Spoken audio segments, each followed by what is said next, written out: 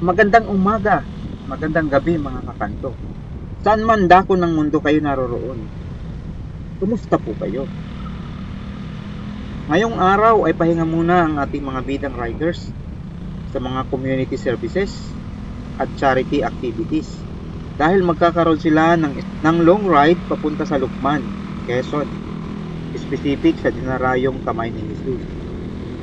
Ang long ride po ay inorganisa ng Laguna Main Chapter sa pangunguna ni Tatay Founder Melchor Sal. Majority naman ng chapters na malapit lamang dito sa Calabarzon ay nagpadala ng mga representatives tulad ng Taguig Chapter, Alabang Chapter, Tagaytay Road Blazer, Batangas Chapter, Cavite Pride, and Lady Riders Cavite. Ang event na ito ay masasabing pambihirang pagkakataon sa loob ng isang taon na layong magkaroon ng bonding, socialization, face-to-face communication, at pagsasalo-salo sa pagkain ng mga member.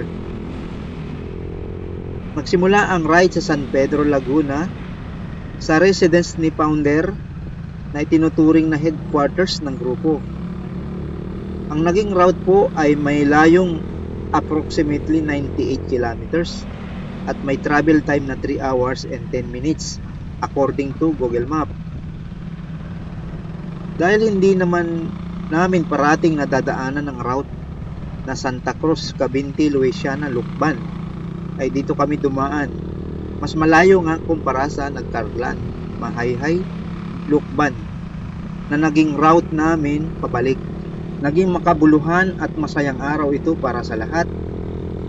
Nag-alok ng budil fight na pananghalian ng isang member na residente ng Luisiana after ng maikling eyeball or face-to-face na pakikisalamuha.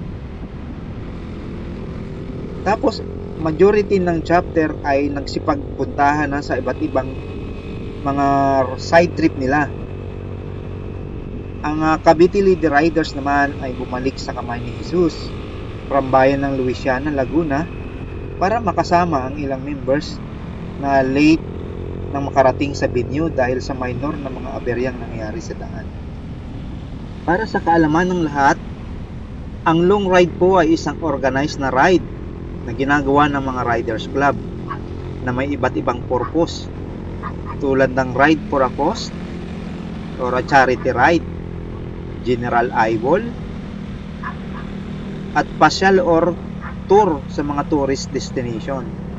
Kapag sinabi natin na group long ride, ito po ay isang organized, at least may leader na sinusunod, may navigator, or siya ang parating nasa unahan at bahala sa direction or navigation.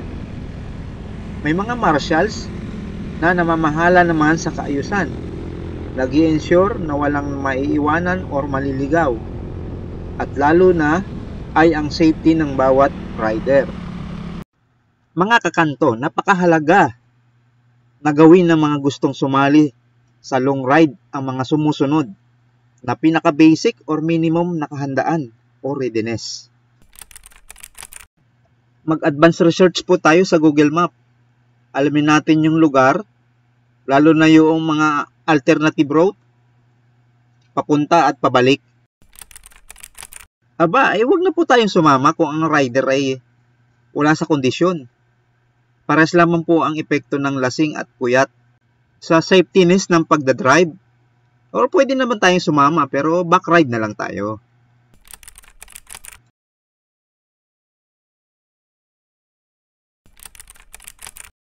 Mahalaga po yan para dire-diretso ang travel natin kahit umuulan. Basic na pangangailangan ng tao ang cellphone at internet sa panahon natin ngayon yan. At syempre, dapat alam natin gamitin ang mga apps na yan. Pwede naman magpaturo sa mga kakilala nating may alam.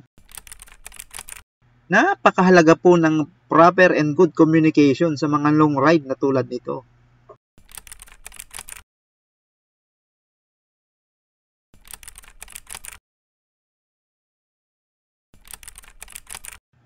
Tungkulin po ng organizer na magdala ng first aid kit. Kaya nga po tinawag na group ride, dapat organized ang kilos ng bawat isa. Napaka-basic, parang elementary student lang. Ma'am, may I go out?